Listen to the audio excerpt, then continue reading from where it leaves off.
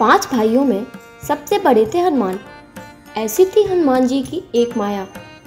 बजरंगबली भगवान श्री राम के परम भक्त माने गए हैं और कलयुग के जागृत देवताओं में भी शामिल है। भगवान श्री राम ने उन्हें कलयुग के अंत तक धरती पर ही रहने का निर्देश दिया था और यही कारण है कि बजरंगबली के समक्ष जो भी कष्ट उनके भक्त रखते हैं वह उसे जरूर हर लेते हैं। बजरंगबली को इसी कारण से संकट मोचन भी कहा जाता है।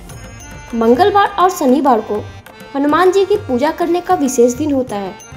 इतनी बातें तो अमूमन हनुमान जी के सभी भक्त जानते हैं, लेकिन कुछ और भी रोचक बातें हैं जो उनके भक्तों को जरूर जानना चाहिए। तो आइए आज आपको उनसे जुड़ी कई बातों से परिचित कराएं। हनुमान जी के 5 सगे भाई भी थे।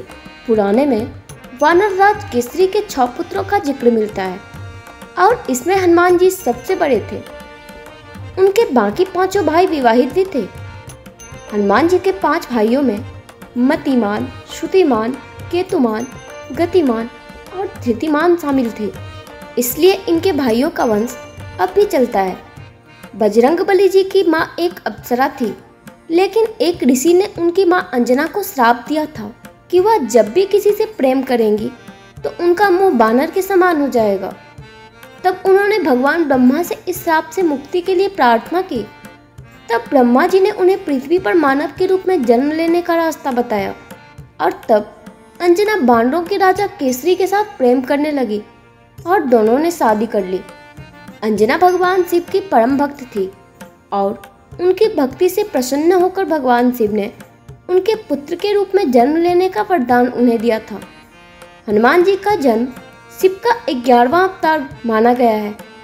क्या आपको पता है कि वाल्मीकि रामायण के अलावा भी हनुमान जी ने रामायण की रचना की थी और ये वाल्मीकि रामायण की तुलना में बेहतर भी थी। लंका विजय के बाद भगवान राम का राज्याभिषेक कराकर हनुमान जी हिमालय पर्वत पर चले गए और यहीं पर हिमालय की पहाड़ों पर अपने नाखूनों से उन्होंने भगवान श्री राम की कहानी लिखी। कथा के अनुसार जब महर्षि वाल्मीकि अपने रचित रामायण को हनुमान जी को दिखाने के लिए गए, तब उन्होंने दीवारों पर वर्णित रामायण देखा और इसे देखकर वह उदास हो गए, क्योंकि वह रामायण बहुत ही श्रेष्ठ थी।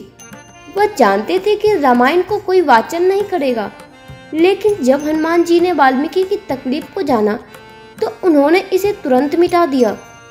भगवान राम जब अपनी शरीर त्याग कर वैकुंठ वापस जाने वाले थे, तब वह जानते थे कि यदि हनुमान जी वहां होंगे तो यह संभव नहीं होगा। तब श्री राम जी ने अपनी एक अंगूठी को पाताल लोक में गिरा दिया और हनुमान जी को उसे ढूंढकर लाने को कहा। हनुमान जी को धोखे से पाताल लोक भेजकर भगवान राम ने सरयू नदी में डुबकी लगाकर अपने मनुष्य रूपी शरीर को त्याग दिया था।